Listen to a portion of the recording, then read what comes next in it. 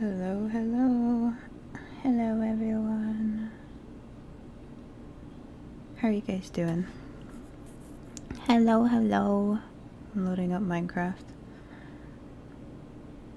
Hello. Everyone calm down, Pip is live. That's funny. The Bonbon, thank you for liking the live. Hi, Grums. Hi, Jewel. Hi, Onyx. Hi, Marlon. Hi, everyone. Hello. Yes, hello, hello. Oh, that's red. Okay.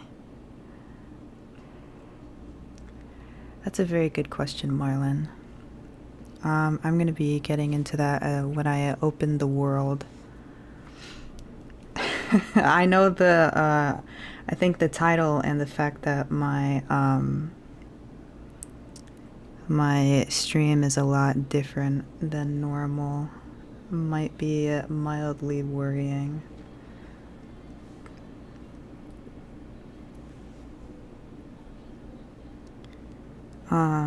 Today we're going to go over some stuff that I would really like to talk about. It's not very silly, but it is, I think, it's needed. I think it's needed. And, it's something that I think you guys should know about as well. Hi, Random Green Dude. So, as the world is loading up, how do you even start something like this?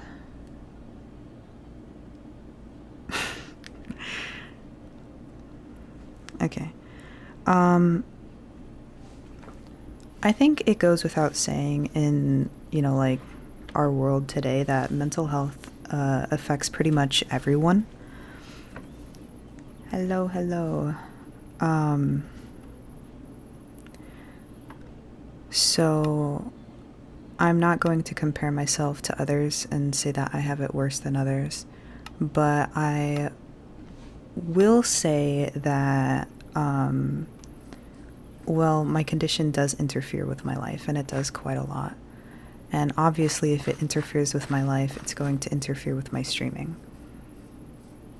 So, I've been streaming since about December of 2025. I haven't been streaming that long. But to me, it feels like I've been streaming for like years. And I never keep up with anything consistently, so I'm very proud of myself for that. It's been really hard. And everyone says that it's hard, life is hard and stuff like that, and that's true. That's true to a point. But like, man, it really is hard. My battle with mental health has been going on since I was a wee child. I have a therapist, just so you guys know.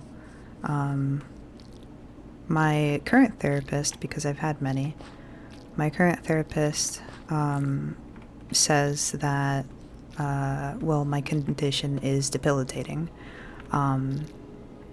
It affects my entire life, and it makes it so that doing anything really is incredibly hard for me, much more so than, like a regular person, or maybe other people battling with mental health.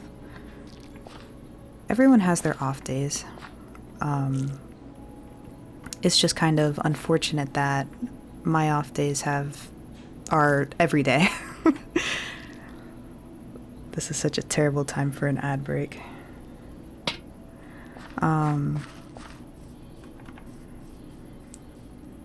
So I think that's where I'm gonna start off with. I'll wait for the ad to be over before I continue talking about this. Yeah. Hello, one dude. Hello, that one dude. I read your message today. It was very nice. Oh my gosh, can I not do this? Please? Bro. Hello? There. Jeez. A minute and 30 seconds. Alright. It'll tell me when it's good to go. Hello, Dalkin puppet. Man, this is really hard. That one square just does not want to water for anything. I'm gonna empty out my whole water bucket. Hello. I'm doing okay. How are you? Can I... Please? Please? No? Maybe? Yes, no, maybe so? Ah, yeah.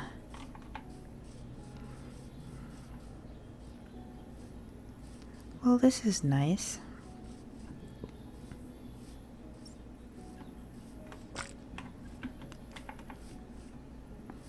I feel bad for the people on TikTok that I said that I was going to be a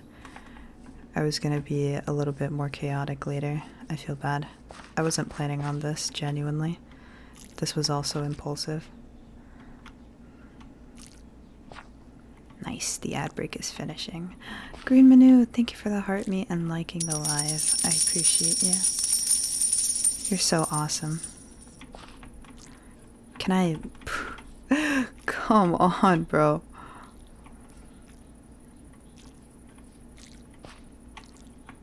Been trying to do this forever. Hi, Blake. It has been a while. How have you been doing, bro?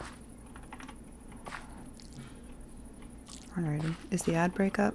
I can't tell. Hi, Brad. Okay, back from the ads. Okay, nice. Hi, all social bee. Man, I feel bad because there's a lot of people that are showing up.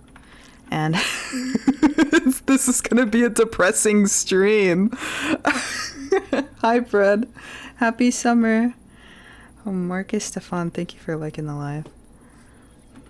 Man, screw that one block. Didn't need it anyway. Yeah.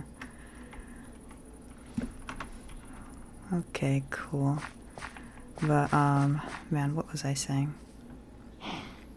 Yeah.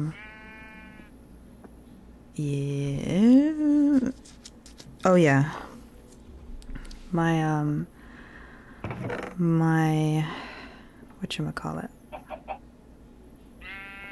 Okay, my therapist said that my condition is debilitating enough, that it makes it hard for me to pretty much do anything and everything, like, much more so than, maybe a regular person or another person that's going through, like, a really hard time but can still function if barely.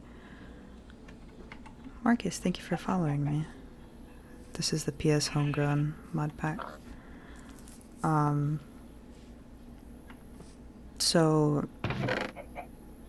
I would say that I'm a fighter because she's been trying so hard to advocate for me to go on disability, but I firmly believe that I can make this my job, and also I don't want to get on disability because because I really don't want to stay here. I don't want to stay in America at all. And I don't want something like that to be tying me down and possibly make it harder for me to qualify in other countries.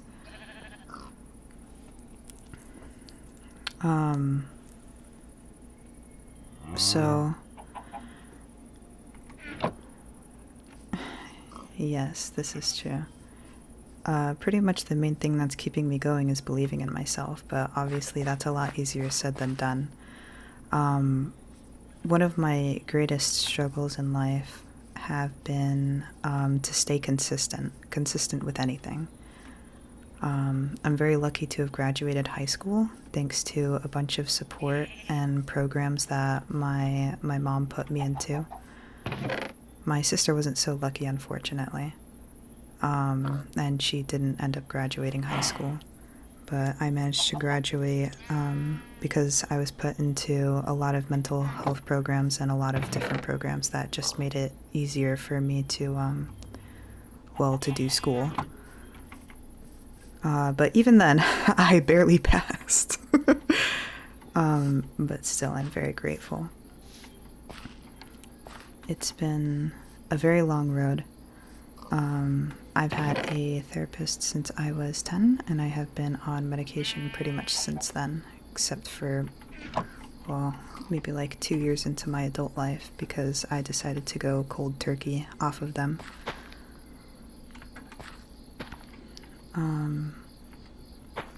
But yeah, so that's how that went.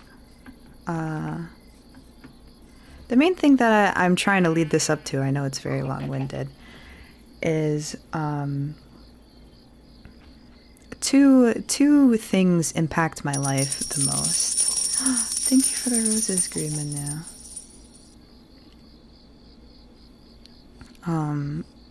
Two things really impact my life quite a lot, and I would like to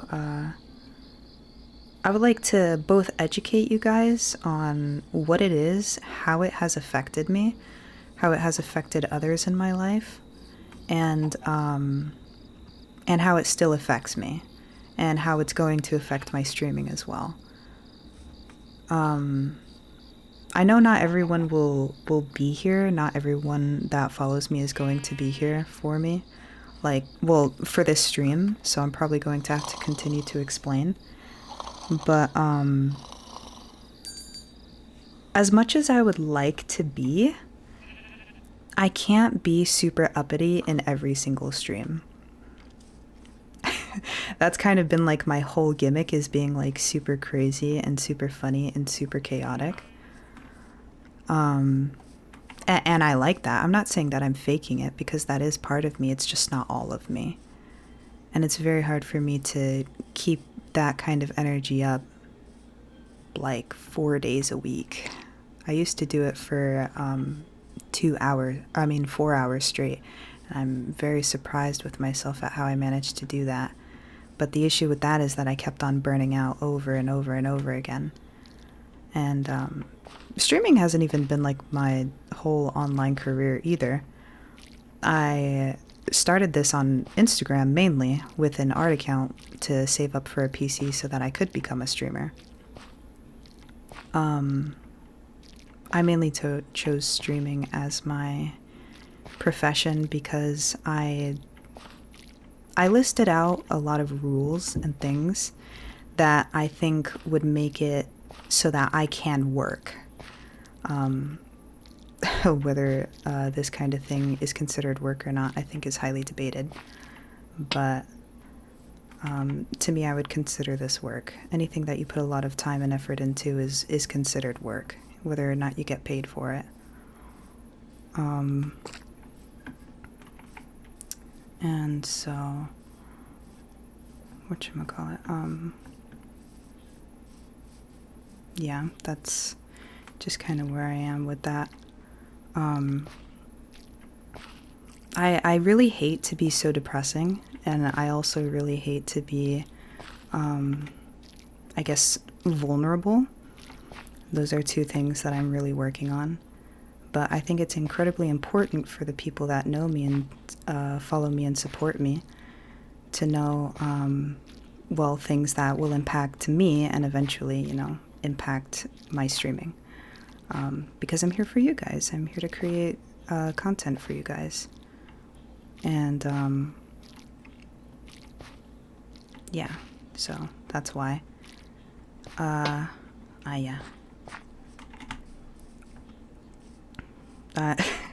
I'm beating around the bush again. A highly stigmatized condition that I have is borderline personality disorder.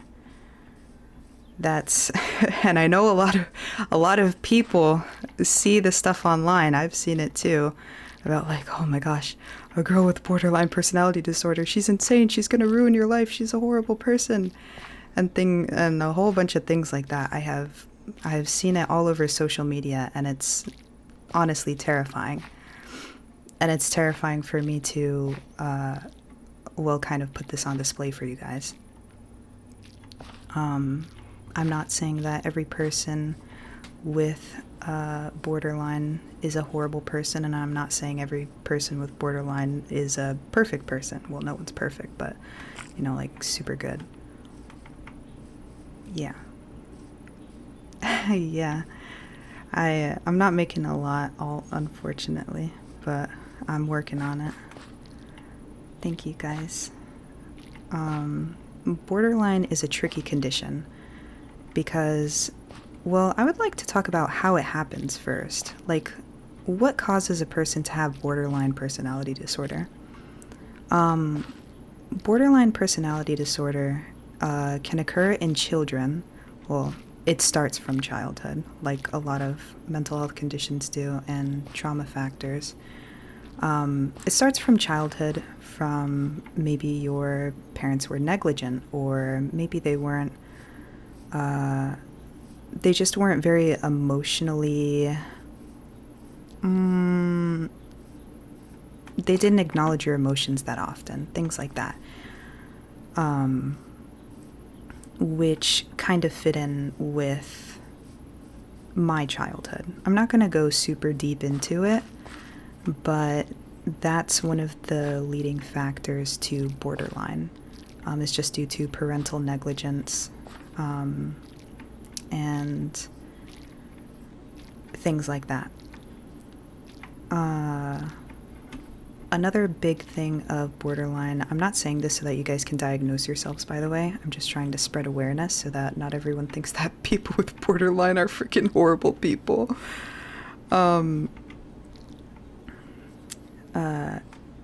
A big part of borderline that makes it extremely hard for people with my condition to form relationships is, well, there's like this hole. There's like this emptiness that is very hard to fill. And that emptiness comes from our parents not teaching us how to emotionally regulate ourselves. Whoa. Oh, thank you for following me. I appreciate you. Oh, thank you, Shadow. Birthday! Thank you for the cake, Mizler. Hello. Sorry, Mizler. This is a not so funny stream. But yes, a big part of borderline is, sorry, my thumb is shaking, is not being able to emotionally regulate yourself, which can obviously lead to a bunch of situations where you can either be the abuser or the abused. In a lot of people with borderline that maybe don't have the funds to be able to treat their condition, or maybe they just straight up refuse it, because that's also common in people with borderline, they become the abuser, and it's very unfortunate. Some borderlines just genuinely feel like there is no need to change and that people should just accept them for who they are, because they don't see it as something that they need to change, which is very dangerous. And I think that's a big difference in what makes a borderline a good or bad person. Maybe I shouldn't be so judgmental, but part of borderline is also clear-cut thinking, very black and white. It's mostly apparent in splits. I will explain what a split is in a second. But my black and white thinking tends to stay with me, just kind of like base form. So it's always just like either left or right, this or that. It's very hard to find a gray area, and it's hard,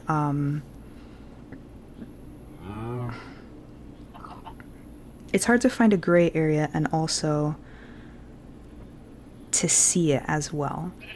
Because not many people are going to be very kind and understanding, especially if a person is, well, acting out on emotion. It was very hard for me when I was a teenager because I I didn't truly understand my diagnoses and what they meant because they didn't explain it to me. They just told me, oh, you check all the boxes for this disorder, here's some medication, and there you go. But they didn't instruct my parents on how to help me. They didn't tell me what I could do to help myself. They just gave me a diagnosis and sent some medication and sent me on my way. Which is also very unfortunate and why I want to talk about this some more.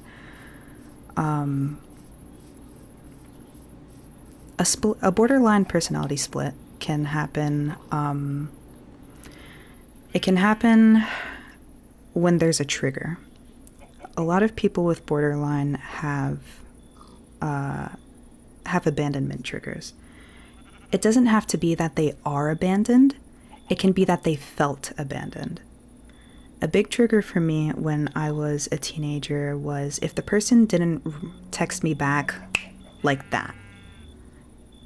Like, if I sent a text and it wasn't immediately responded to, I would literally count the seconds, the minutes, the hours that it took for them to respond to me. And if they took too long, I would manipulate them. I'm sorry. I'm going to say that because that's what I did. I don't do that anymore, but that's what I did. I would manipulate them and say that they don't love me, they don't care about me, they don't this, they don't that. Because I felt like they abandoned me, even though that wasn't true. I wasn't a good person. I will say that. But I will say that that doesn't make me a bad person either, because I didn't know how to regulate myself and nobody taught me how. I had to learn it myself. I had to go out and I had to get the resources, I had to ask questions, and I had to improve myself so that I can be happier and people around me can feel safer. But even though I've worked on it so much, it doesn't feel better, if that makes sense.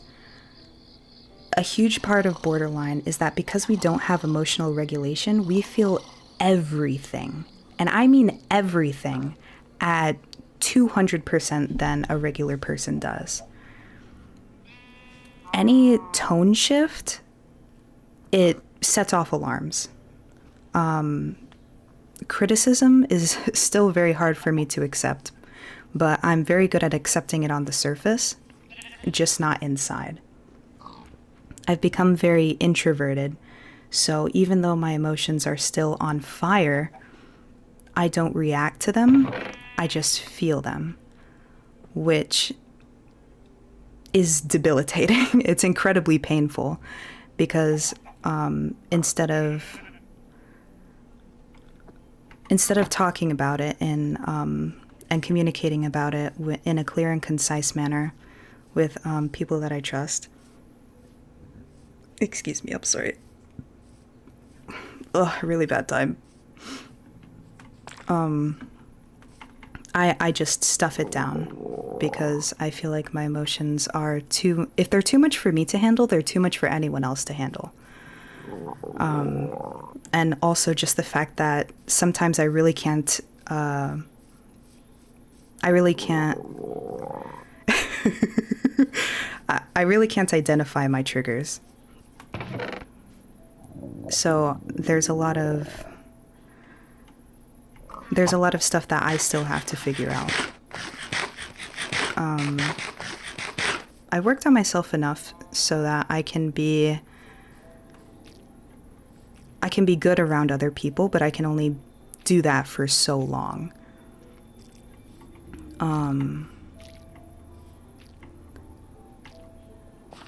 And that's why I keep on burning out.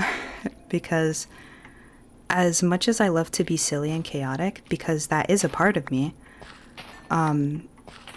it's very tiring. Because that's only a part of me, that's not all of me. I'm very analytical, I'm very self-critical. I'm very much an introvert. I blame myself for pretty much everything all the time, even if it isn't my fault. I am my number one hater. I will always put myself down, and I can never let an achievement feel like something to celebrate.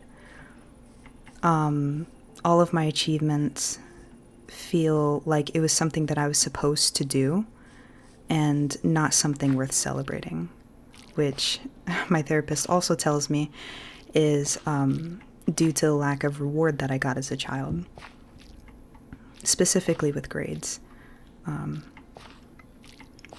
That was a very big thing in my family. So that's something that I really have to work on and probably prioritize, because for the past 8 years, I have prioritized in making it so that other people feel comfortable around me instead of being able to feel comfortable with myself. And yeah,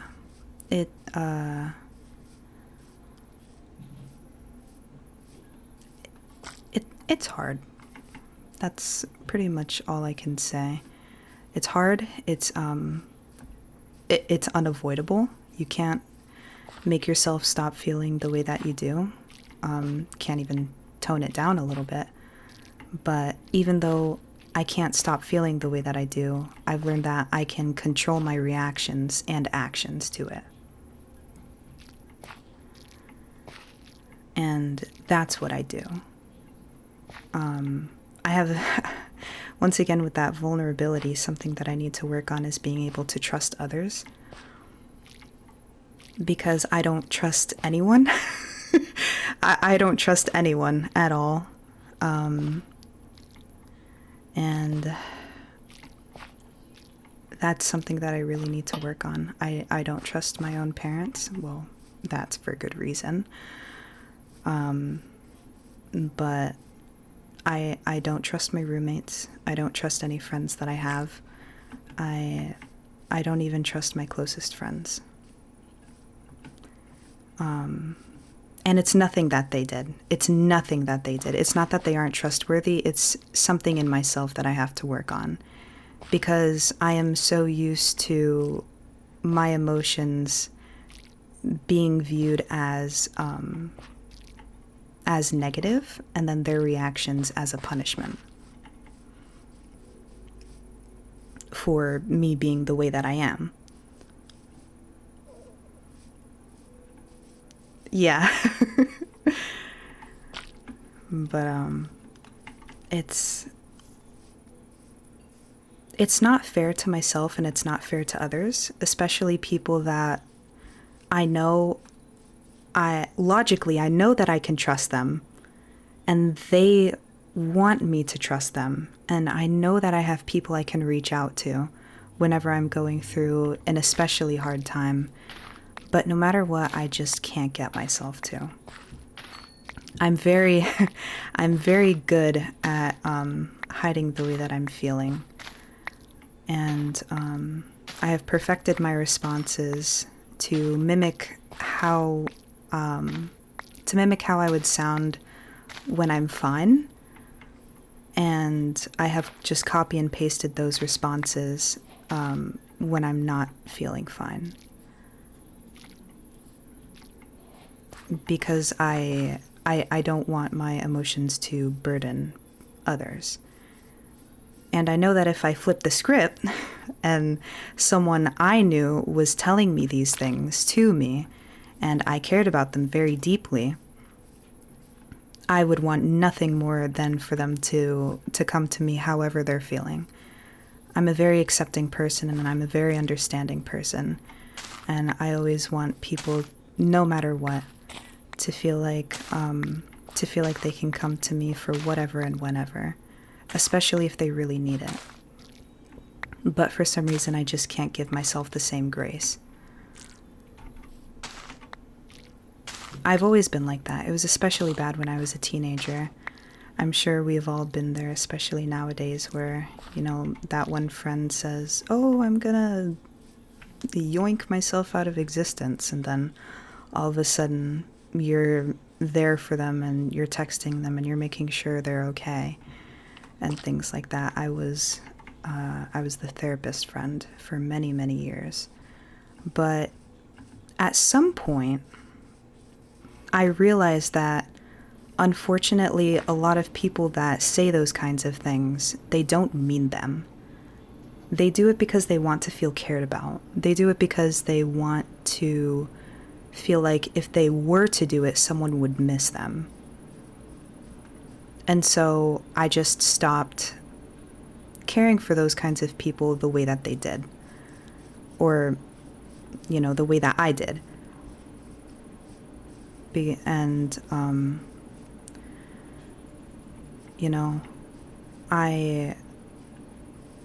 I just realized that it didn't matter if I comforted them or not, because at the end of the day, they never did it, they never will do it, and nothing has changed, whether I was there for them or not.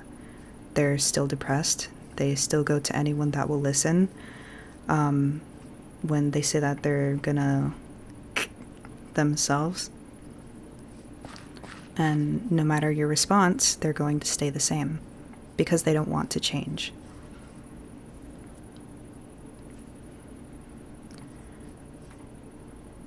And I feel bad for those kinds of people. But I've learned not to associate myself with them because they do nothing but make me feel bad.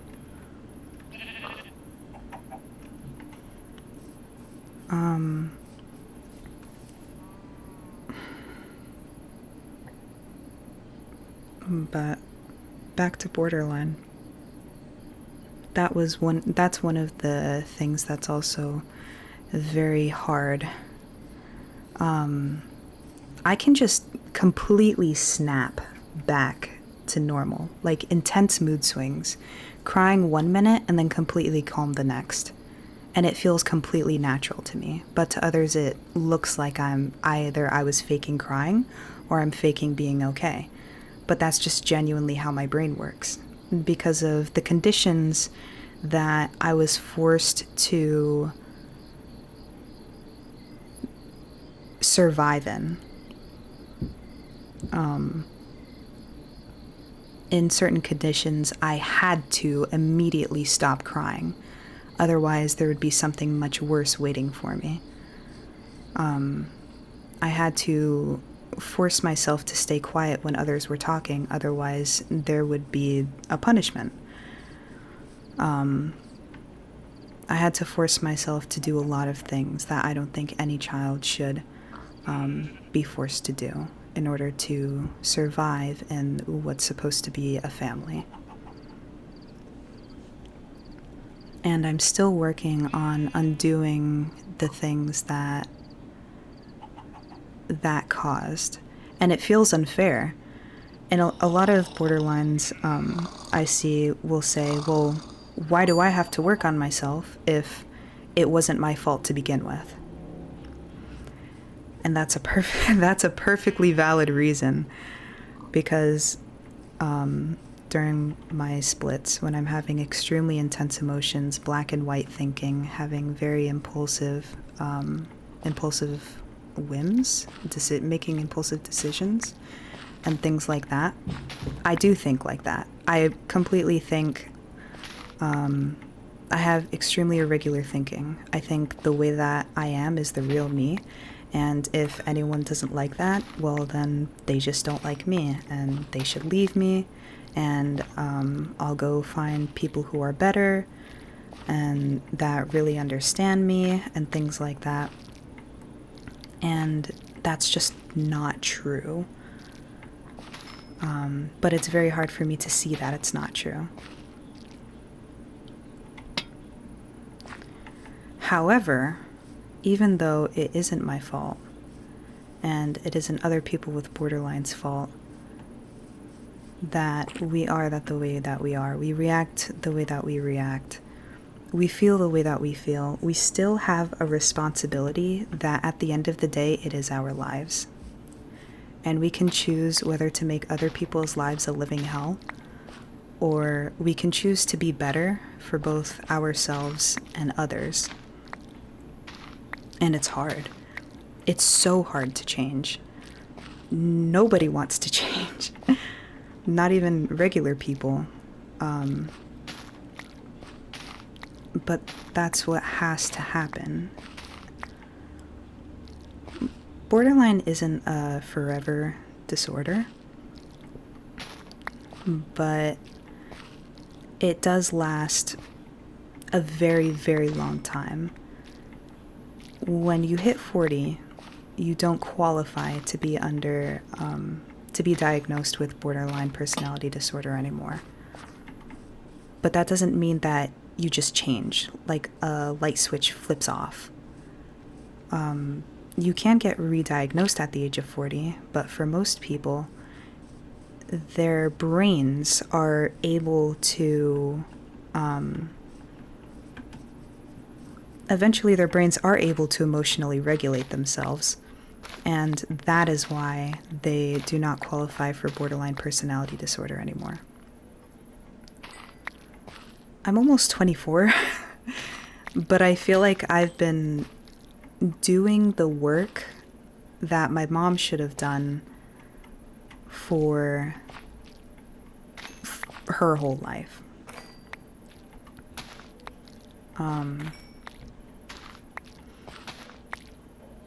It isn't fair to me, and it wasn't fair to me. But it doesn't matter if it was fair or not, because it happened. I can't change the past, and she can't either. We're both completely different people now. And, but I can choose how I want to go forward with it. I can't change the past, but I can change the future. And I can decide if I want the past to define my life, or if I want to change it for the better. And I want to change it for the better. And so I'm working on it. But by no means is it easy. The biggest thing about borderline is that it hurts relationships. It hurts relationships. There has been instances where I could be completely fine in a friendship, friendships mainly, or a relationship, and I could have a very supportive friend or partner, and they could be completely and utterly fine and everything's going great, but my brain takes that sense of peace and it turns it into a threat, because it automatically thinks about the future and that why and how it might not last, and how I could end up getting hurt even more when the peace ends. And I just throw myself out of that situation, completely block them on all platforms, and never speak to them again. And then I will deal with the repercussions of that, and either crawl back begging for forgiveness and repeat the cycle, or I just cry and deal with what I've done, and I don't talk to them anymore. I did for a very long time. I feel very bad for a lot of my old friends that had to go through the peak of my mental insanity, where I just couldn't decide if I wanted to stay or go.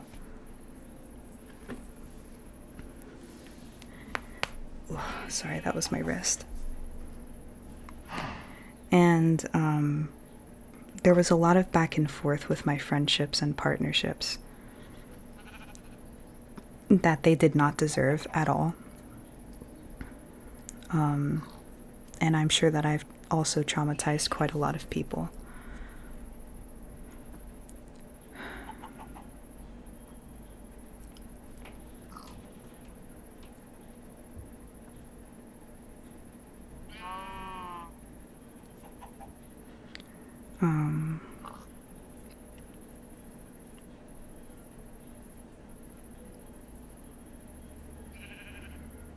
It's not that all hope is lost if you have borderline. It's just that you have a very hard and long road ahead of you if you want to change.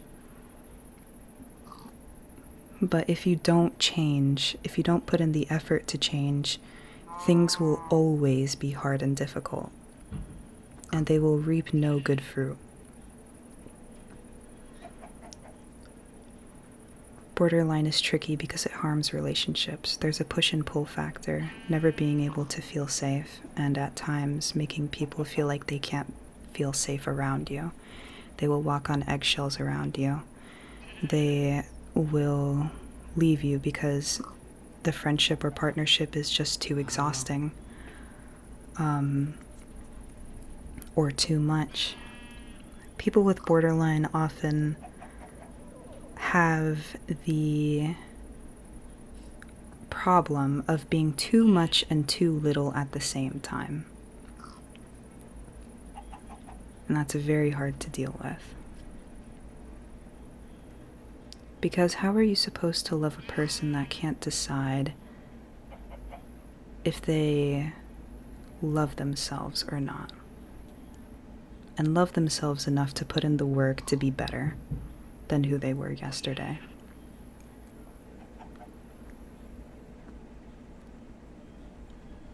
I've improved a lot over the years, but it's still not enough.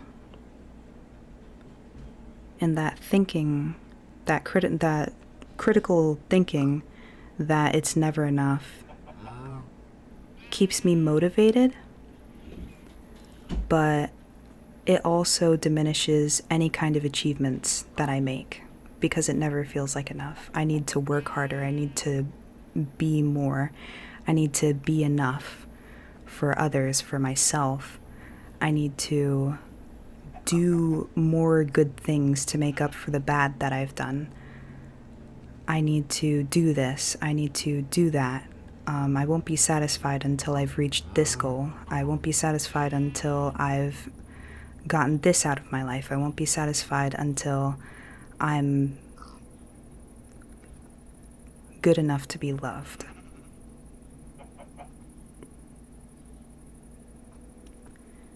And that's a result of how my parents raised me. That love has to be earned. And that's just not true. I know that's not true. Logically, I know that's not true. But emotionally, I just can't seem to shake it. That feeling of never being enough, but also being too much. Because I have always been too much, but also not enough. And I went through a phase in my life where I was completely dependent on other people to the point where I felt like I needed to change everything about myself to fit into what they wanted. And the worst part is that I did so much research, so much copying, so much mimicking, so much changing, until I didn't know who I was anymore. For one person, I was completely out there. I didn't make any sense, but that's what they liked about me. I was super funny, super chaotic. They just never knew what was going to come out of my mouth. But for another person, I was very quiet. I was very mild. I was very timid. I was always apologizing. I was very docile. For another person, I was very ghosty, very dry. I would only give them a few texts if they texted me first. And then I would be completely gone after. I still have a hard time not doing that because it's just how I was for so long. My natural My natural reaction to socialize is to mimic and to adapt. Because whether I like it or not, I'm very receptive to tone shifts, and I'm very receptive to people's emotions, and I'm very receptive to what they like or not. And obviously, I would always want to do things that people liked so that they would like me. But when you do that for so long and you get so good at it, you start to wonder if they really like you or if they just like the mirror that you put on for them. Because when you reflect their best qualities, you'll find that people like you much more than if you were to be yourself. Humans are very vain.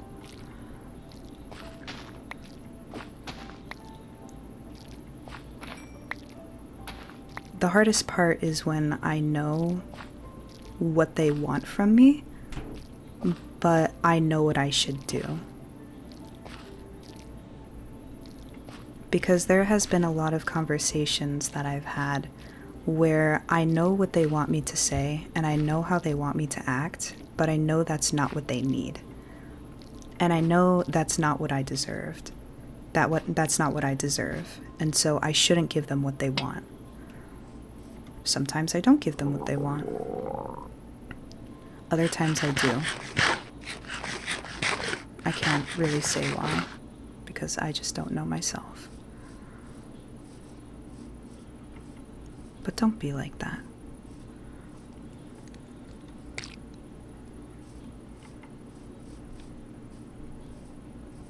I would confidently say that my mother still has no idea who I really am, because all of my conversations with her are very surface level.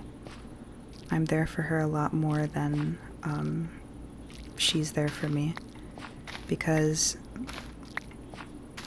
maybe it's overconfident of me to say, but I do believe that I'm more emotionally mature than my mom. Well, than both of my parents, for that matter. She's a much better person now than she was.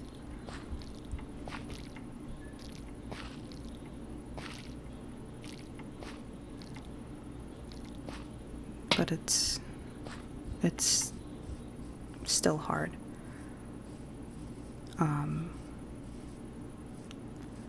But that's just one thing.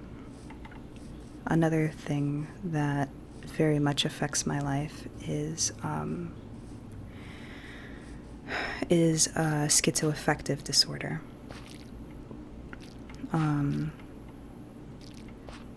It's a very hard diagnosis because one, it's pretty new to the psychology world, I would say, and two,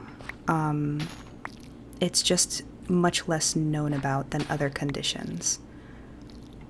Schizoaffective disorder is a mood disorder followed by psychotic symptoms. And when everyone hears psychotic, they think like, oh, she's crazy, oh, like rocking back and forth and talking to yourself and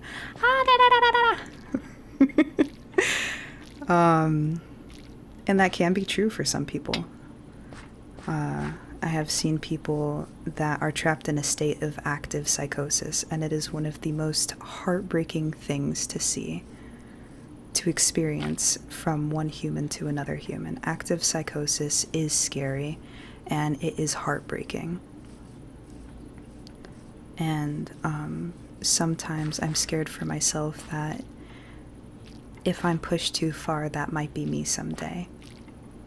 And then I truly won't be able to do anything.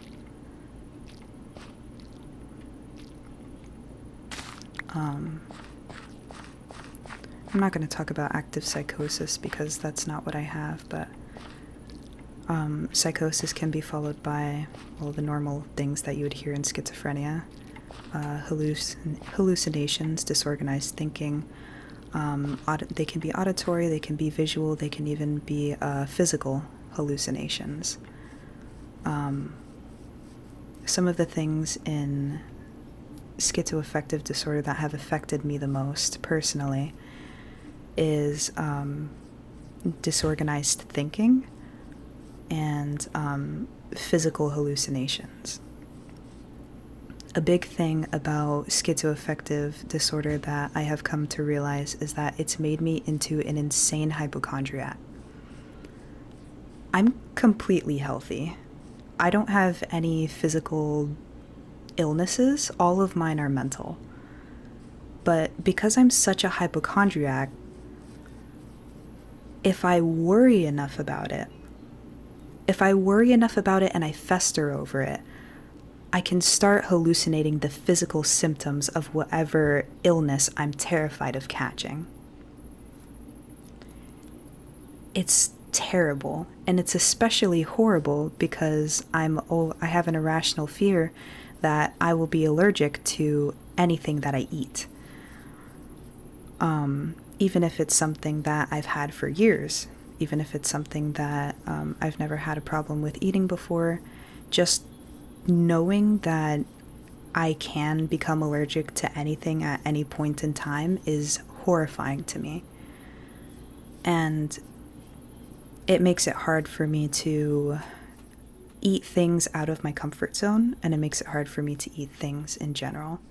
I have very few safe foods because I also have a very sensitive stomach, and I'm very health conscious. So,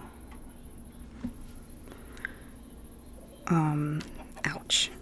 The biggest thing for me is that I'm terrified to go into anaphylactic shock. And if I'm eating and I start worrying about that, I can start almost hallucinating those physical symptoms, like an itchy throat or like a tightness in my chest or itchy skin and things like that. You know, the early warning signs of an anaphylactic reaction. But those are just hallucinations, and it's very hard to, I guess, define what is real and what isn't.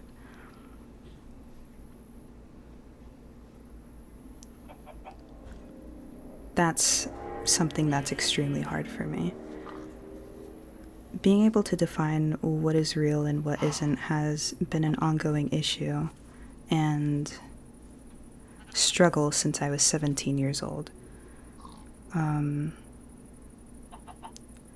Other symptoms of schizoaffective disorder include, but are not limited to, depersonalization, derealization, and disassociation. I struggle with derealization and depersonalization. And that is the biggest factor as to why I don't drive, and also I can't drive. Because when I was learning, I almost crashed several times, and I deemed that it just wasn't safe for me to drive, because I can't keep steady.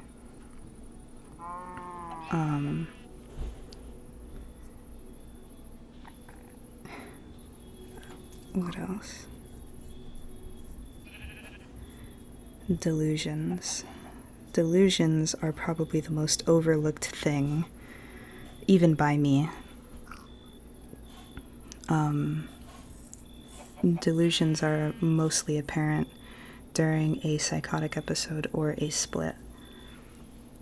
I mainly have splits nowadays. I don't go into psychosis. I haven't for many, many years.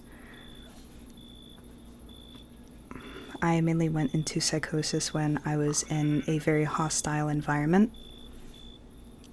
And I haven't been in... I'm so sorry. I haven't been in psychosis since leaving that hostile environment.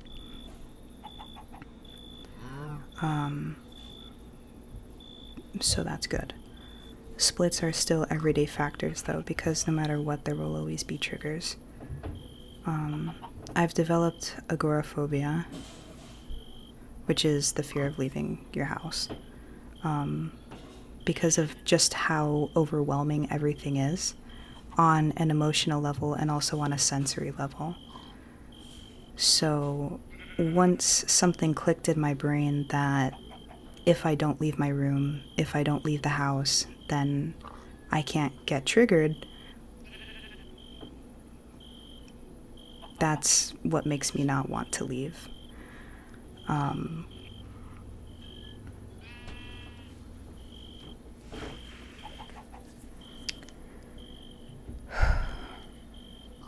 And I know that it's good for me to get out of the house, but when I do go out, because I've just been chronically inside for years, I feel like an alien to society.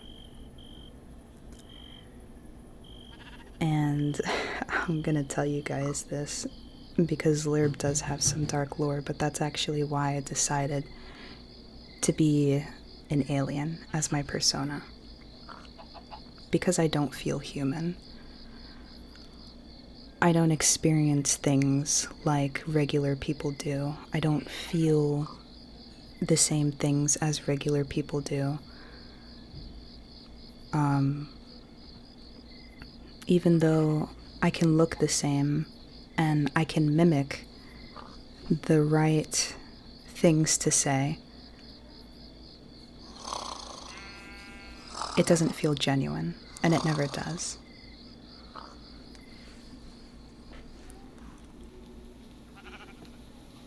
It's raining.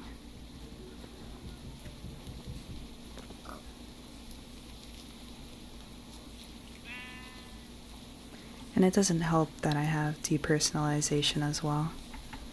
The feeling of being disconnected from your body. Also, chronic disassociation, depersonalization, the big three. They can all lead to severe memory loss. And schizoaffective, just by default, has a lot of issues with memory loss. And borderline also has a lot of issues with memory loss. And anxiety can also have a lot of issues with memory loss. And ADHD can also have a lot of issues with memory loss and forgetfulness.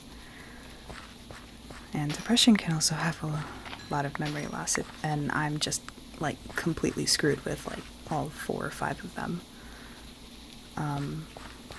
I try to make my memory seem like all funny, like, oh, ha ha ha, silly Pip. I forget about a bunch of stuff like all the time, but it's terrifying to me because I know that if I don't somehow figure out a way to de-stress more and to help myself and also get others to help me as well, someday I will have dementia just like the last 3 generations of women on my family's side.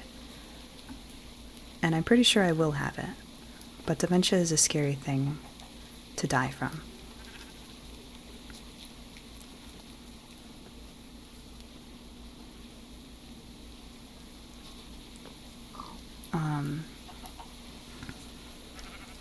And I would like to think that at least something in my life is going to make a difference in me, at least lowering my chances of having it.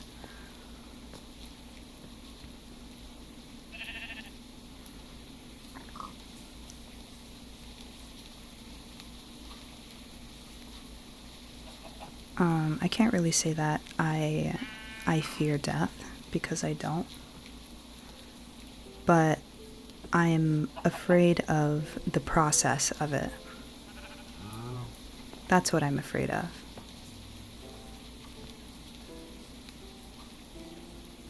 And I think that's what most people are afraid of as well. Not really just blank, you're gone, but the process of it.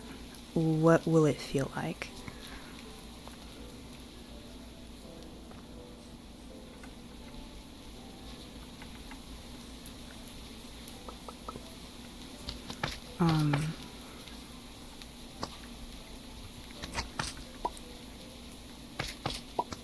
But yeah, it's also really hard for me to, I guess, trust people as well, because to me, being able to trust people means that means dependence. Yeah, that's what trust means to me, is to be dependent on them.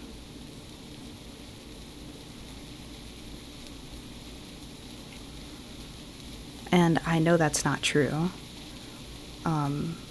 To have a healthy relationship is to have something called interdependence, where you can both be dependent on yourselves, like independent on yourselves, but also not afraid to rely on others when needed.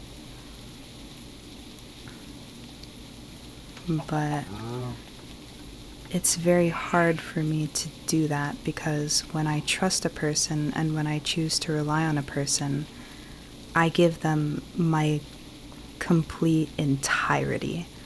And like, I give them all of me. I put all of me into every friendship, relationship, everything that I have when I choose to trust a person. And even then, I can't really say that it's choosing, because I don't choose to trust people, it just happens.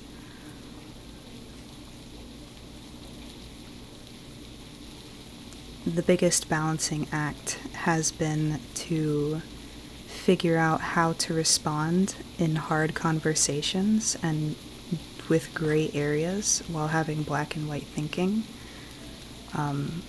Learning when and how to defend myself if my boundaries are being crossed, or if they were crossed. And how to be okay with trusting others, but also be okay being alone.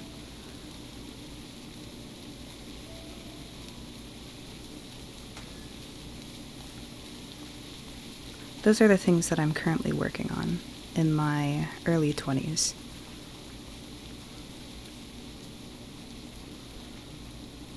And I will continue to work on them until I feel like I've sufficiently gotten good enough at it. Well, I guess that's also my thinking as well. It's a very hard thing to change your thinking. I look at my life and I look at my progress and mental health goals as just that, goals, things I need to check off. But I'm always thinking about the big picture, but when I make steps to get to the big picture, it's harder for me to envision, and it's harder for me to,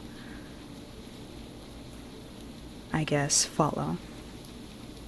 Also because of the memory loss. I forget a lot of things, especially when I'm having a hard conversation and my emotions are at an all-time high. After an hour or so, I will completely forget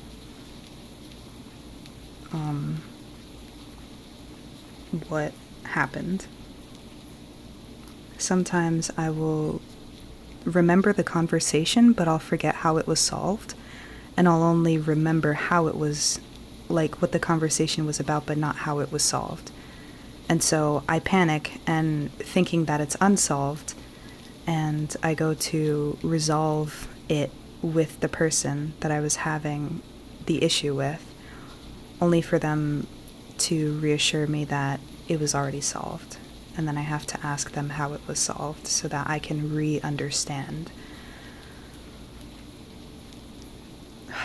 And that part is one of the worst things about it.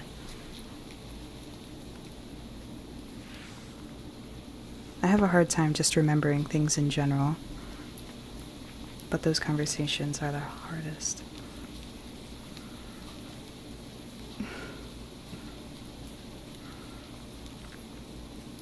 And I don't really know what to talk about anymore, so I'm gonna go look at the chat that I haven't looked at for pretty much the past hour. I'll start with TikTok and not TikTok, Purple App and YouTube. I don't know how far up I should go. Okay.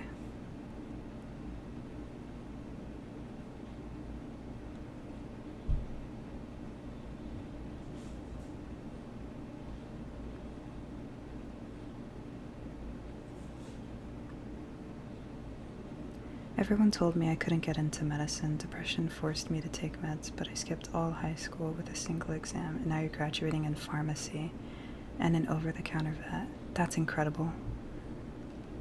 I'm so happy for you. And you also have ASD. That's Asperger's syndrome, right? Or am I thinking of something else? Or antisocial disorder? I don't remember.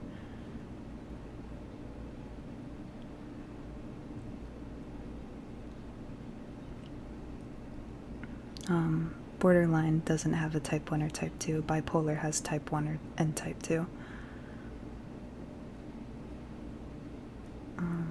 Actually, I don't know if you're still here, but we were talking about, well, I was talking about my mental health struggles. Thank you, Gremlins, for always being here for me. Hi, Porch of Geese. Thank you for listening. You are doing everything that you can, and that's everything you can do. Thank you, El Sabalero. That's true. It's hard being raised on the ideal that you need to change and behave to please others, then getting told later on that you should come out of your shell and be yourself, and then in adulthood being told you need to somehow do both at the same time. That's very true. And I think that is probably why most people are unhappy, because they can't balance those things. We are not meant to balance those things, in my opinion.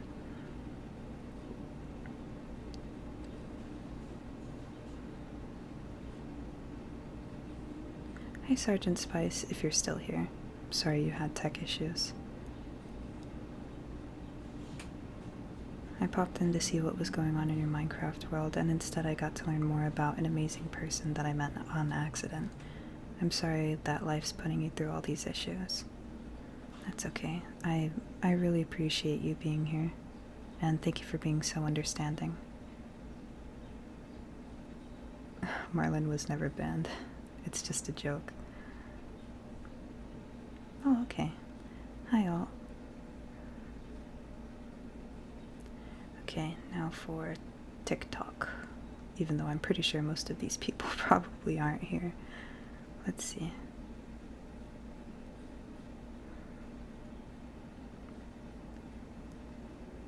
Marcus Stefan Braille, thank you for following me. I appreciate you. ...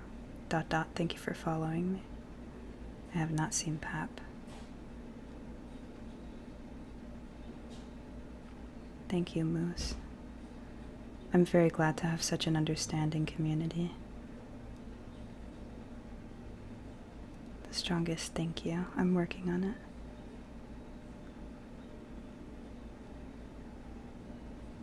Thank you, Shadow Warrior. I do know that I'm loved.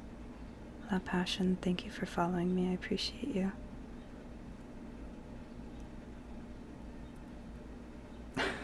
Dylan, I wish I could ban you.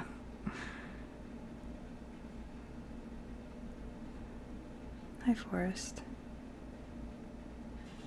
Shipmate, thank you for following me. Rose Dame, thank you for following me.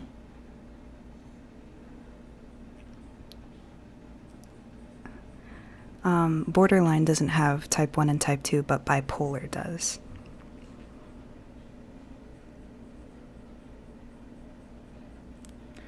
Chloe, you should not be saying that in chat. I have to go, but I hope everything in the future and currently gets better, because everything I heard, you deserve it, and I'm glad I found your channel and your alien model. Thank you, Porch of Geese. That's really sweet of you. I appreciate you, and I'm glad that you're here. Yeah, oh, go ahead. I'm completely open to questions.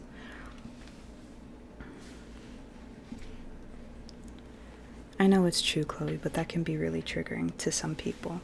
And also, that's just oversharing. I'm sorry that you're dealing with that, though.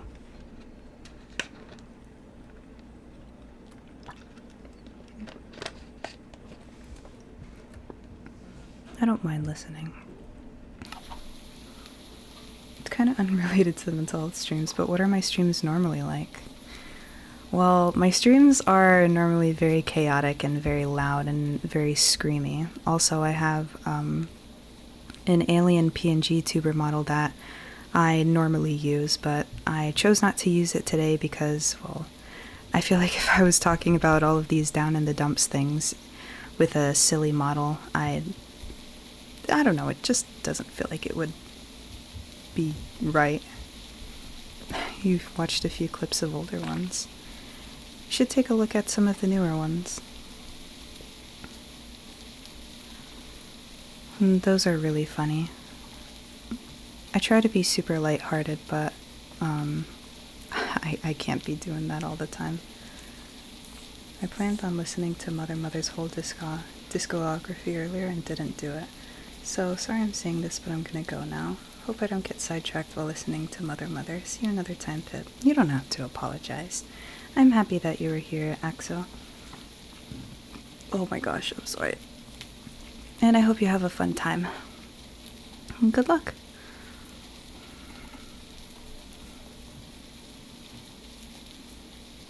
I'm not sure what to do here. Guess I should look at my quests.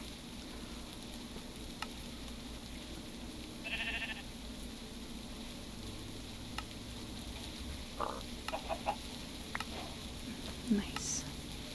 Is this a normal occurrence? Because I kind of like this style of stream. Aw, I'm really glad. I would say that, well, this is the first kind of stream that I've ever had like this, honestly. But the tone of my streams are going to shift. I guess that's also something that I wanted to mention as well. I should have mentioned it earlier. But the tone of my streams from here on out are going to shift because I need to be more authentic to myself. One, to avoid burnout, and two, because I think I would like it a lot more if the people that watched me for me and not for an amplified version of me.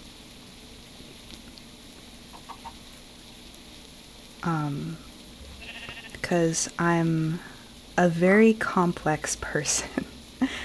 I'm a very complex person, and I'm learning to be more okay with that.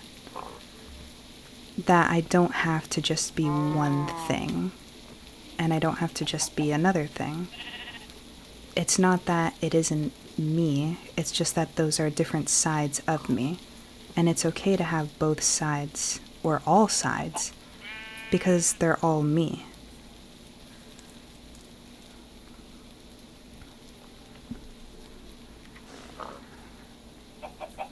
Yes, everyone will still have the alien. Don't worry about that. You should always put yourself front and center instead of your amp self. This is true.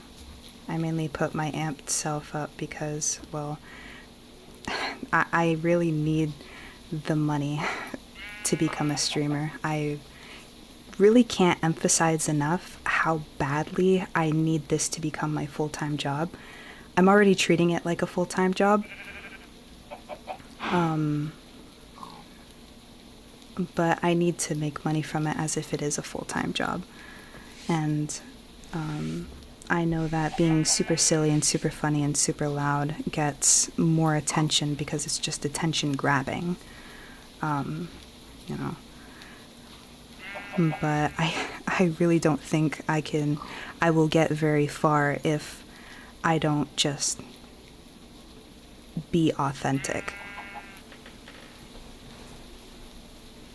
Your voice is very calming, thank you. I appreciate that. I'd always rather see the whole person.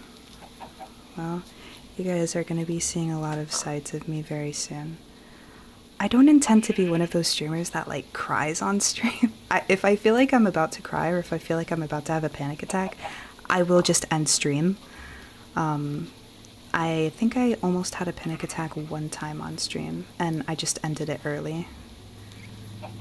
Those kinds of things just never rubbed me. They always rub me the wrong way. Yes, I do struggle with mental health severely. It is debilitating. It's literally debilitating. It affects my quality of life greatly, and makes it very hard to live. um, but man, those kinds of streamers that just put everything on display, like crying, breakups, cheating, flirting, relationships, breakups, friendships ending, drama, all out for people to see. That's not the kind of streamer I want to be. If I'm going through a hard time, I'll tell you guys I'm going through a hard time, but if I feel like it'll spark controversy, or especially if it's someone that you guys know, I will not get into detail. I will be very quiet about it. I have always been quiet about it.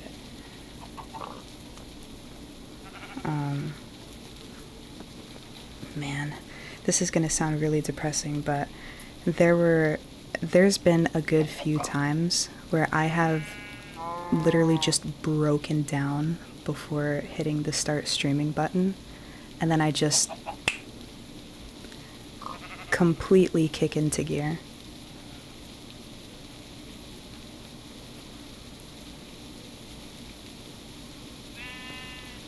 And I know that's not healthy. It's always good to keep stuff to yourself, especially from the public eye. Very true. I always wondered how streamers like Queso manage to play such intense characters and then be themselves. It's incredible. Queso is one of my most favorite streamers ever. He's so endearing, he's entertaining, and he's honest. He has a heart of gold, in my opinion.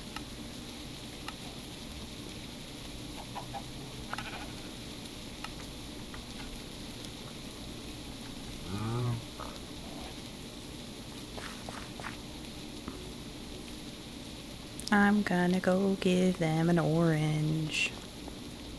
Hi, Leon. There you go. It's always pleasant to receive a gift like this. Well, yeah, because you're getting it from me.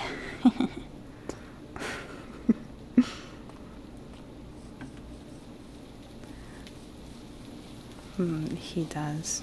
I fully intend to be a streamer like similar to Queso. I want to be a streamer similar to Queso and like Chibidoki.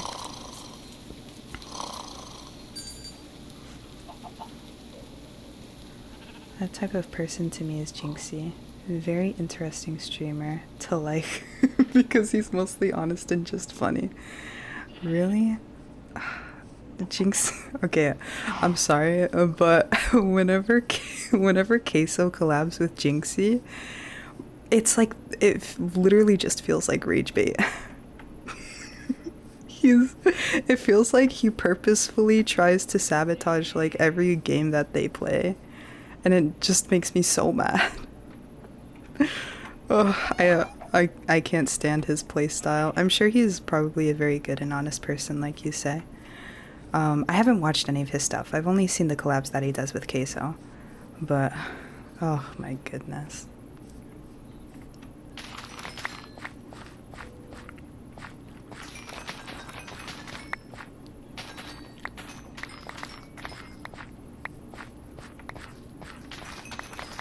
Whoa. I think one of the reasons why it's so hard for me to be so vulnerable is because of how contrasting I am. Like a lot of the time. I don't know if that's just my personality or if that's also a symptom. But, because there are times where I'm just so uppity and like super screamy and super crazy and super wild. And then I could literally just completely flip-flop and be like utterly silent the next time. And it'll look and it'll sound like, did something happen? Like, are you okay? And I'll just be like, oh, yeah, I'm good. I'm still having a good time. I just, don't feel like screaming anymore. Who would ever sell for the clip? Couldn't be me. Couldn't be me personally. Yes, Chloe, I am normally energetic. Today, though, I'm being more honest with myself and with you guys. Because the fact of the matter is, I'm sorry, but I don't have boundless energy like I seem like I do. I don't, sadly. I wish I did, but I don't. Most of the time, I'm actually very tired. I don't like to talk to people.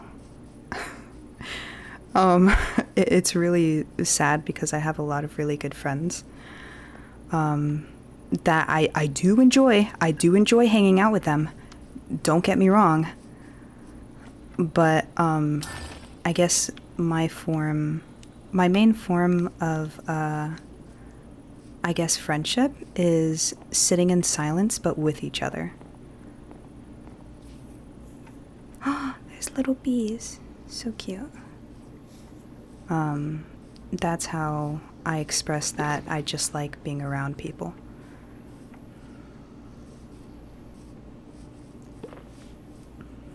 I act like really energetic around people, but honestly I just want to internally blow up or go to bed. Exactly. And that kind of stuff is very tricky. I've learned that I'm in my efforts to be more authentic to myself and also to other people, I am trying not to be someone that I think they want me to be. I'm trying to be okay with just being me, and if they don't like it, then that's okay. And that's really hard for a people pleaser like me that wants everyone to like them all the time. And I'm able to make most people like me. Well, because if someone doesn't like me, I can just mimic the things that they seem to enjoy most about themselves, and then their opinion can change of me. But that's not healthy, and that's not how friendships should go, and it's very exhausting. You got your life thingy taken away? Why? How? Oh, maybe it's because I was live earlier today. I'm sorry.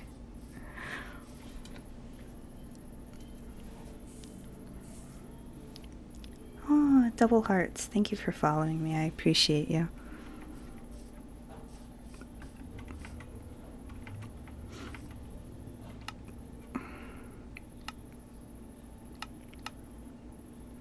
$64 cobblestone and 10 fire logs.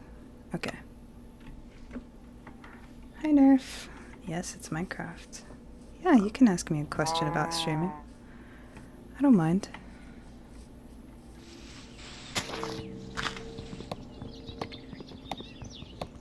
Minecraft. I hate this stupid mod. Holy moly.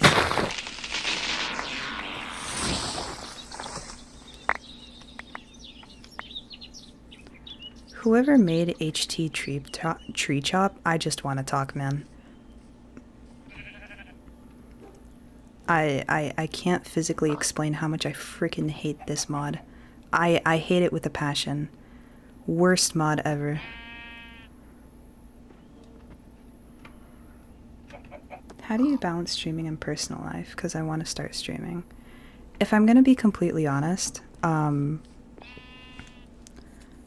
I'm still trying to figure that out for myself. I've rearranged my schedule several times, and, well, I have the luxury of being unemployed and not in school. I'm roommates with some very, very nice people, some very good friends, that don't mind that I don't work, or that I'm in school or anything, so long as I'm just doing something. Well, even then, they just kind of let me exist with them, even when I wasn't doing anything, because I've been living with them for about 3 years now, and for that entire period, I wasn't working or doing school or anything like that. Now, that doesn't mean I didn't try. That doesn't mean I didn't try, okay? Because I'm not the kind of person that's just like, oh, you don't mind if I live here for free? Haha, chill, dude. Oh, that's awesome. And then I'm just going to be like a freeloader. I have felt extremely guilty not being able to contribute the entire time I've been with them. I have had numerous jobs and I have quit every single one because I could not handle it at all. Yes, it's a pre-made mod pack. This is PS Homegrown.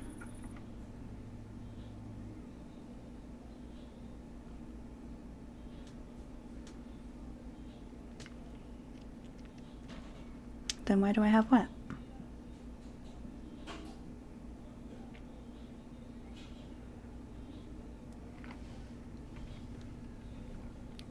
Aw, I'm really glad. Oh, thank you. It's been especially beneficial having building a community and having so many people that are kind of like with me.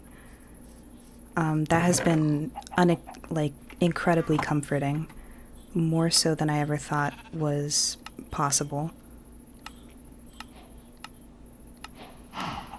And I'm so happy.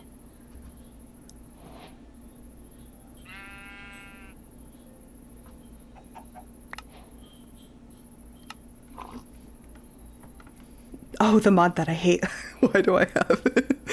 It's in a mod pack. Yeah, like Alt said. But, oh my gosh, man. It's just terrible. It's terrible. It's terrible, horrible, evil. I hate this mod pack. I hate it. Well, not the mod pack, but the mod. But I also don't want to take anything out of it, just like in case it just completely messes something up. I don't know. Maybe I'm overthinking it. You're not dumb, El Sabalero. Hi, Morlin. Oh, you're the one that said that. It's because you and Alt's name are the same color. I thought that Alt said, Pip, I love you so much, you're the best. I love you too, Marlon. You're so sweet. I genuinely think that I would probably be a lot more depressed if I didn't have my community. Because, I know I started the community, but I really want you guys to know that if I didn't have the amount of support that I do right now, thank you for the 10 bits. If I didn't have the amount of support that I did right now, I definitely would have stopped streaming a long time ago. Because, man, there's a lot more that goes into this than I could have ever imagined. And without the help of my community, I would not still be here. What tips do you have for starting to stream? Just start. I think that's the best tip I could probably give you. Not when I started streaming, but when I started content creation, I was working night and day on my little Android phone that overheats on everything. And,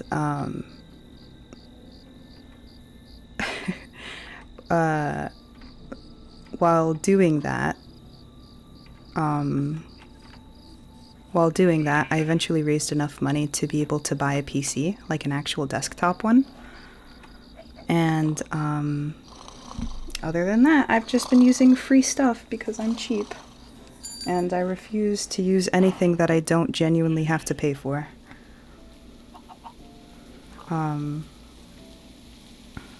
I got a kickstart on streaming because I built up a community through videos and reels and shorts first across 3 platforms. So by the time I started streaming, I already had people that were expecting me to and were waiting for me to. You know what? I think it's so funny to say that too, because even though there were so many people that helped me in the beginning to get to where I am today, I can only really confidently say that I think maybe 2 or 3 of those people have stuck around since the very beginning.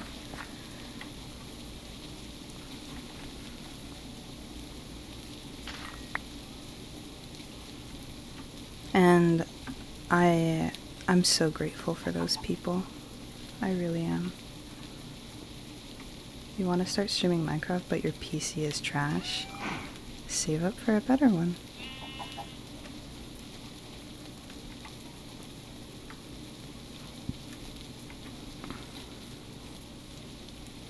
I got a pretty good PC because I intended to be streaming and doing stuff at the same time. For streaming, the main things that you have to worry about is RAM and CPU. Those are the 2 things that I would say to worry about the most. Obviously, the other components are extremely important, but I was most concerned about RAM, CPU, and GPU because I'm an aesthetics person. I need everything to be pretty. Curse of being me. I almost said being a woman, but that would be generalization. Hi, Generic Metal Fan. I wish I found Pip earlier. I love watching Pip stream so much. Aww. It's okay, Marlon. You're an OG on TikTok. That's what I can say. You have not left me since I started streaming on TikTok, which I'm very grateful for. With a small CPU needing OS. Yeah, that's gonna be really hard. It's possible to stream stuff on a potato PC, but the only bad thing about that is, well, you're going to be very limited in what you can stream. Can't get rid of me, I'm not free yet. I don't intend to get rid of you, my silly friend.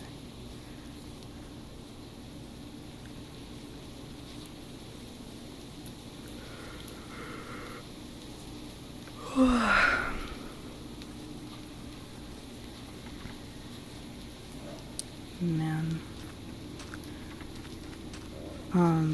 Another thing about me is that I switch topics very frequently. I very much like to be on, I very much like to be on stream and talk, mainly because if I'm talking with another person, there's a greater risk of being interrupted, which I almost always am, at least some point in the conversation. And I know interruptions just happen. That's just a normal part of communication. But me being interrupted is also like a soft trigger for me. I'm gonna say a soft trigger because it doesn't like send me fully ballistic. But it's just one of those things where it's like, well, dang, I got interrupted and now I feel like I should just stop talking altogether. I've worked on that one quite a lot as well. If it's something that happens very frequently. Oh crap. Sugar, don't die. Oh. Okay.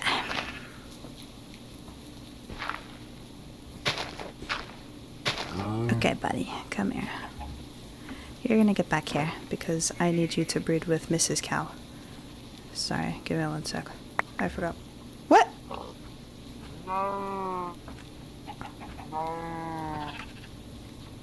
What in the world?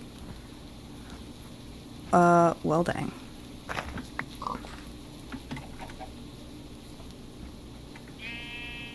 Okay.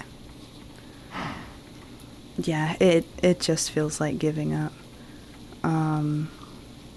I don't want to plaster all of my childhood traumas on here because I feel like, I don't know, it feels like either A, that could be triggering to some people, or B, it could be the opposite. And everyone's just like, oh my gosh, that happened to me too when I was a kid. And then we could have like a really nice bonding experience. Another thing with me is that I just never know how much is too much. Well, that could also just be autism. Now that I think about it. My therapist keeps on telling me that she wants me to get an autism diagnosis, but I don't have $700, so I will not be doing that. Oh. Hi, Richard. Where's the profile picture? It isn't here today because we're talking about sensitive topics, and I felt like being goofy would be weird to have a goofy profile picture while talking about trauma. Ads, evil ads. Well, we're not talking about childhood trauma right now because Purple App has ads, sadly.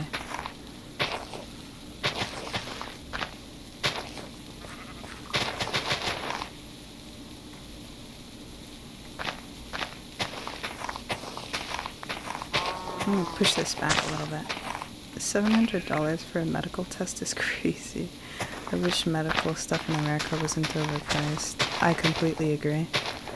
It's so odd because I use government insurance, right? I don't have to pay for it because I qualify. But my insurance will cover root canals, eye surgeries, and other mental health and even psychiatric stays, like inpatient-wise. But they won't cover an autism diagnosis from a specialist, which I think is very interesting. Like, oh, if I ever have cataracts, my insurance got me on that. God bless America. But God forbid I have autism. Apparently. Oh, welcome back, generic metal fan. Random question, please ask.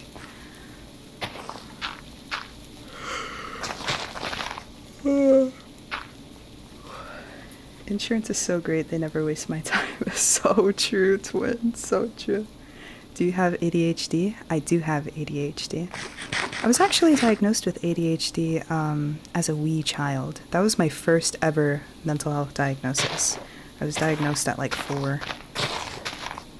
Because my mom took me to an old-headed doctor. And she was like, please, tell me, what's wrong with my child? Does she have autism? And he was like,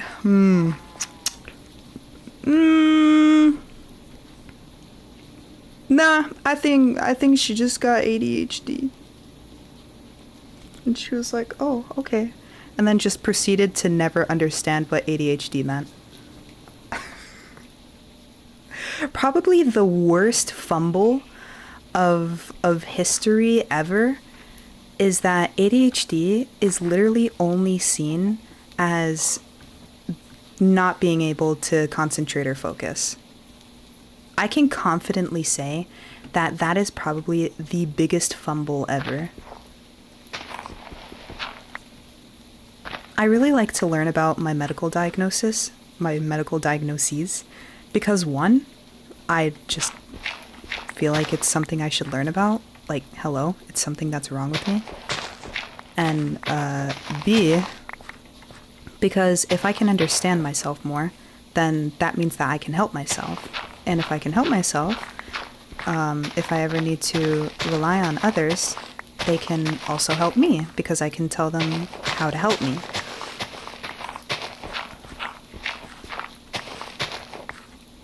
Fun fact, if you have ADHD, you have a 20 to 50% chance of also having autism.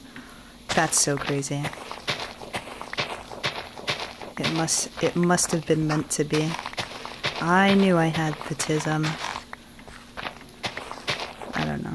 I don't want to call myself autistic because I'm not officially diagnosed, and I don't want to be like those VR chat LARPers that are like, I have DID, I have autism, I have schizophrenia, I have this, and I have this, and I have this.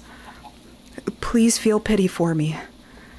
They're like, oh, I'm so sorry to hear that. Were you diagnosed? No, but believe me anyway. Like, dude, I feel like I refuse to call myself autistic, even if it is true, until I literally have a paper that says I have autism. I have taken many tests, many online tests, to see if I have Asperger's or autism or if I'm just on the spectrum in any kind of way. And every single one has said that there is a high probability that I have autism. My therapist says that I most likely have autism. My mother has said that I probably have autism, but I still refuse to call myself autistic until it is confirmed on a $700 piece of paper. Yeah, exactly. Oh my gosh, yeah, like the ones that are like, oh, I'm so quirky. I'm so quirky. I'm the exact same way with you. I don't have official tests, but everyone says I am, but I refuse. Exactly. I have autism, but I don't know if I have ADHD. But since the percent chance, I can assume it's possible. ADHD is just as disheartening in my opinion. Part of ADHD is, what? Oh yeah. Part of ADHD is, whatchamacallit?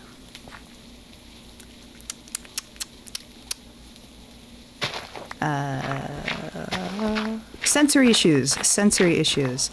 So ADHD and autism have a lot of things in common, which is why it's very hard to diagnose. One of the things that ADHD and autism have in common is sensory issues. And I experienced that quite a lot. I was also diagnosed with sensory processing disorder when I was a little kid. But low-key, I feel like being diagnosed with ADHD and sensory processing disorder is just like autism, but with 2 diagnoses instead of 1. That's low-key how I feel about it. Okay, something that I need to vent to you guys about really quick. I'm just going to go on a little rant here really quick. I'm sorry. But why the heck? Actually, I'm going to go on a rant about 2 things. Why the heck, right? Do I have to cope with being extremely emotionally sensitive due to borderline personality disorder? Thank you, parents. But also, on top of that, I am physically sensitive to noises, smells, and like bright lights and things like that. That is so unfair to me, bro, because this is how I've just lived my entire life. I have no idea what it's like to be like, you know, like next to traffic, and it doesn't sound like a train station, but all of them are going on at one time. Trains are even worse, man. Like, I have no idea what that's like. I have no idea what it's like for people to go outside and not literally have their eyes watering just because the sunlight is on the ground. I have no idea what it's like to walk around inside a store and not cringe because you can smell like that one lady across the entire aisle. Ugh, like the smells of so many different people is interesting, but it's also like the worst possible thing ever because I can smell, hear, and see everything. It's horrible. And the second thing I want to vent about is back to schizoaffective disorder. Did you guys know that it is mostly apparent in women? 80% of people that are diagnosed with schizoaffective disorder are women. It is most common in women. Are you kidding me? Are you kidding me, bro? You're telling me that there are specific diagnoses that are like only for women? Are you kidding me? That's so stupid. That's so stupid. So not only am I am I mentally debuffed by several things. Also, the fact that I'm a female is a debuff, and I got debuffed thanks to my sensory issues. Yahoo! Yahoo, I guess, man. Bro! It's stupid, man. It's so stupid. Whatever, I'm gonna build my cute little cottagecore farmhouse now. You kind of struggled with focusing. It's like superpower, super senses. Super senses, except, like, I just... I can't. Oh, wow, this is actually really pretty and spacious. Wow. I have ADD. I got diagnosed when I was in elementary school to fill out my behavior stuff because it made me feel so uncomfortable. Ugh, I'm so sorry. I'm so sorry you had to deal with that. It's really unfortunate the way that they go about things, I can't lie.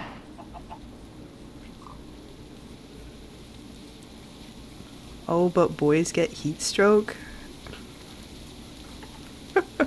I can't tell if that's supposed to be like a clap back at boys or I don't know. It's really hard sometimes, but it's nice to talk to other people who get you. That is so true. That is so true, man. It feels like sharing in misery almost. I think, like, I don't mind being around like people that don't experience the world the way I do. I really don't.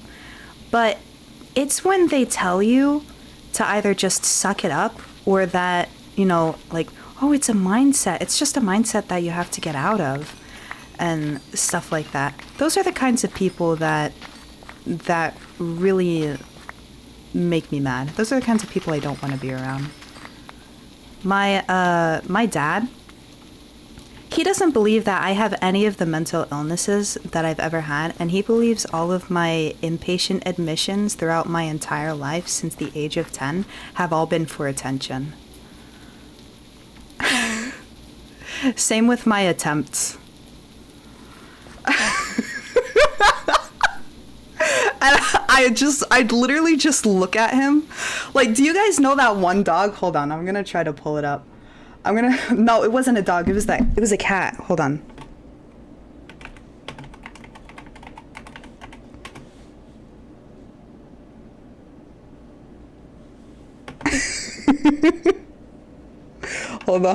Hold on, bro, I need to look it up.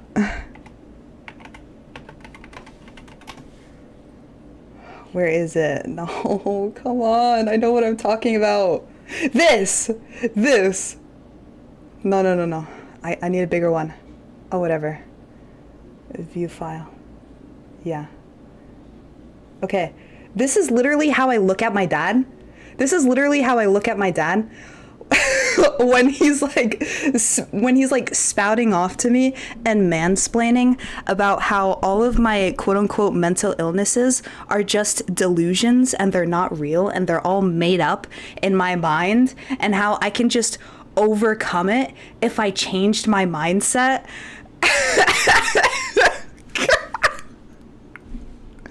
Oh my goodness, bro.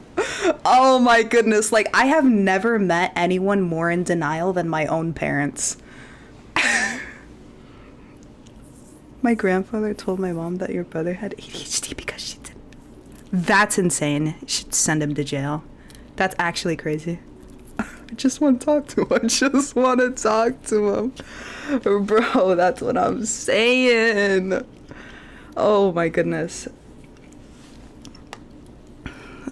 I don't have it's so funny because now I don't really have a good relationship with my father. However, my mother was the main issue when I was a wee child. She was the main issue, and she's the reason why I have all these little things wrong with me. But I have a better relationship with her now because I guess menopause tweaked something in her brain to make her a little more sane. And so now I have a better relationship with her than my father. Does your dad have Facebook? I can yell at him. Oh my gosh, Alex resubscribed. Wow. I think that's the longest anyone's been subscribed for right now. That's crazy. Society wants boys to pee standing up, but sitting is more comfortable. Did you guys know that that if you're a guy, right, it is actually more hygienic for you to sit down while you go pee than as if you were to stand up?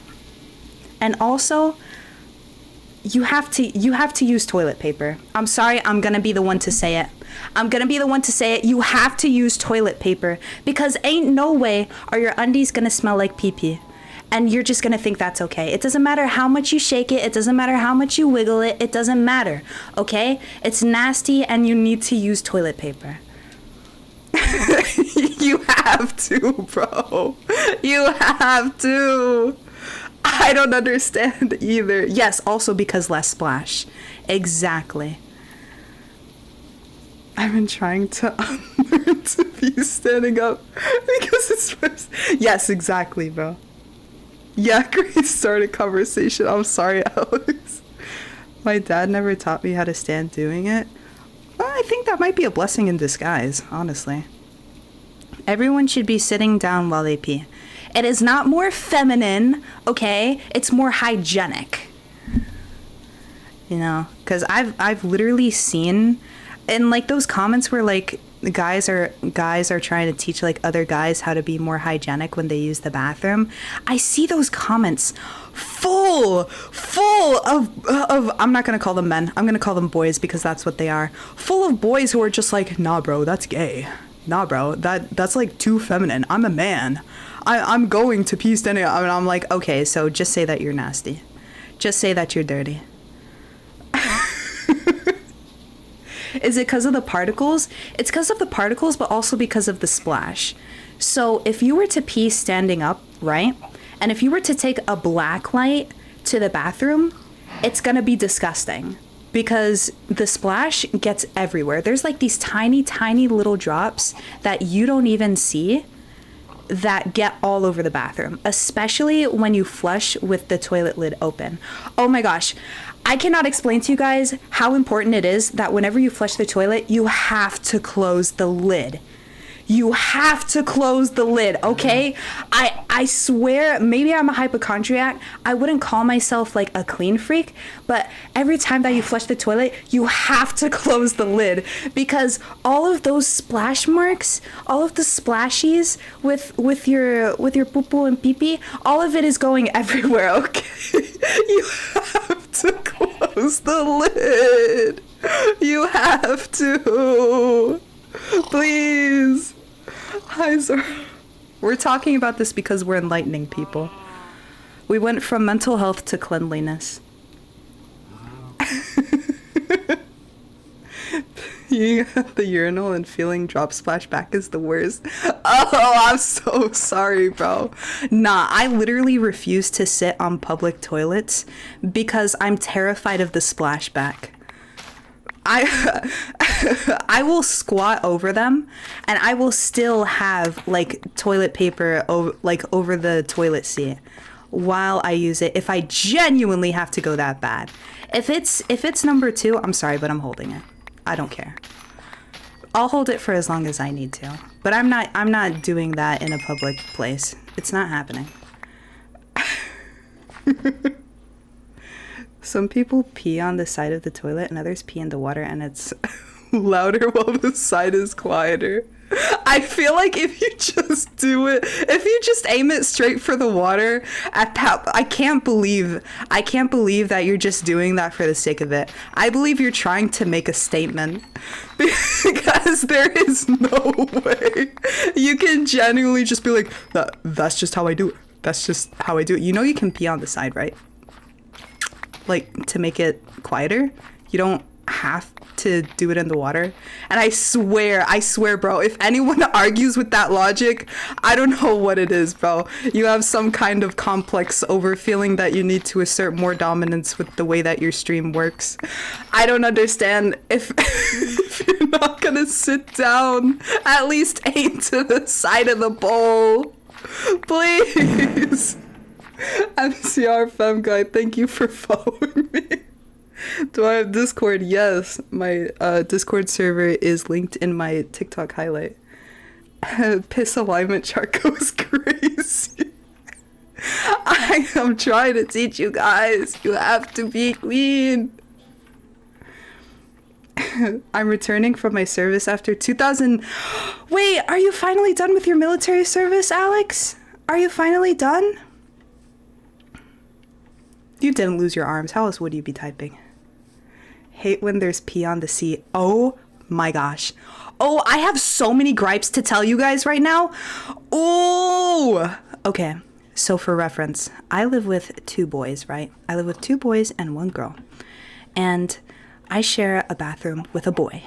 He sleeps in the living room, but the bathroom is right across from my room. So whenever, this used to be a huge issue. Luckily, I have literally like bashed his head against the wall enough times for him to actually improve.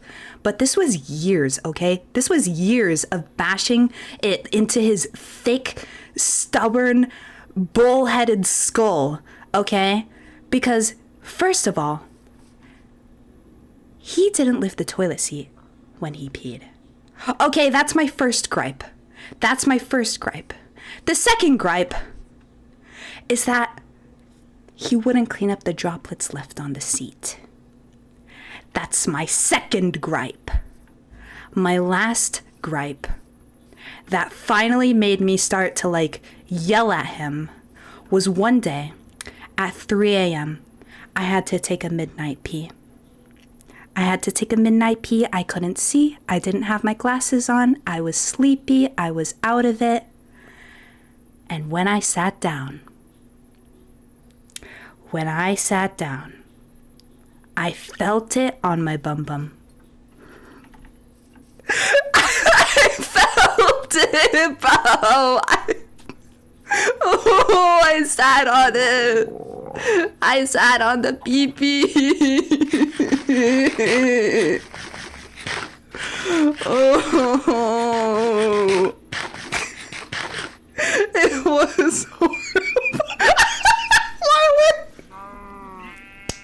Yeah, thank you for the pat, even though I'm not there. Oh, it was horrible. It was horrible. Dare I say traumatizing. After that instance, bro, I have made it. It's just a habit now. I don't even think about it anymore. Before I sit down to use the bathroom, every single time I wipe the toilet seat. He doesn't do it anymore. I haven't seen like drops on the toilet ever like for months now, but I still do it just in case. If I think we're on the same wavelength, that's funny. I'm just saying this, but you do know that the water doesn't splash as much pee out, right? No! We're not gonna start this! No. Ah. It doesn't matter if it's as much pee. It's the fact that there's still pee splashing out. I'm not going to hear you out, bro. I'm not going to hear you out. Pee on the side, but you're supposed to pee in the water so it's more hygienic? No. You're supposed to sit down and pee. Fem guy, I hate to say it to you, but bro, it's literally all of us against you. You're about to get absolutely flamed. So I'm warning you now, if you want to keep on defending this, we're all gonna roast the absolute stuffing out of you, dude.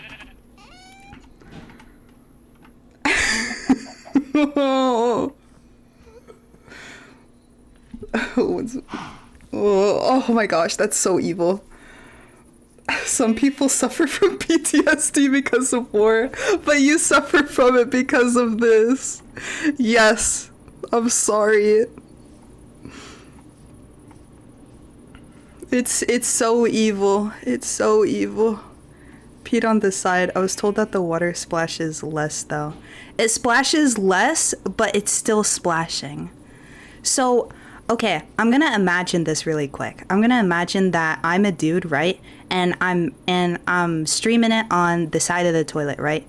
No matter which side that I'm streaming it from, okay? No matter which side of the toilet that it's hitting, right? It's still gonna splash. It's still gonna splash, Mr. Fem Guy.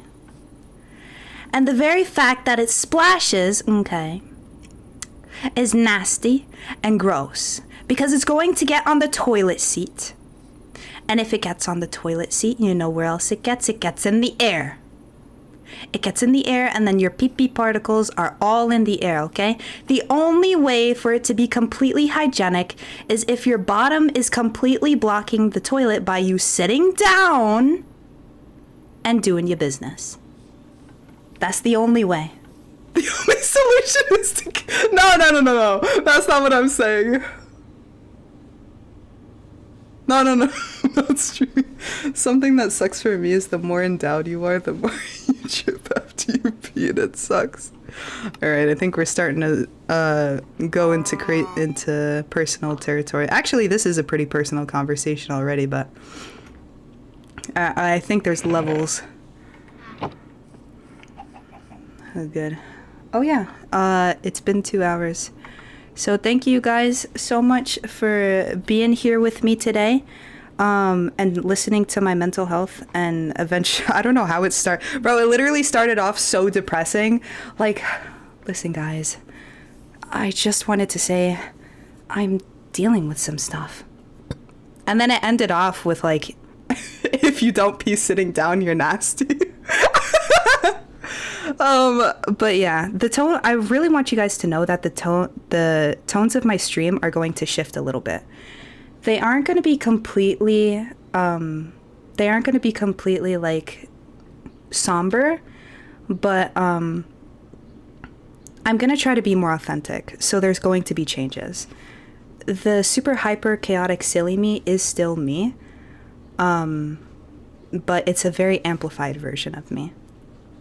I struggle with a lot of these things, and I just want to be honest with you guys because let's be so for real, if I want to do streaming long term, I have to be authentic, and that means that I can't be amplified every single stream.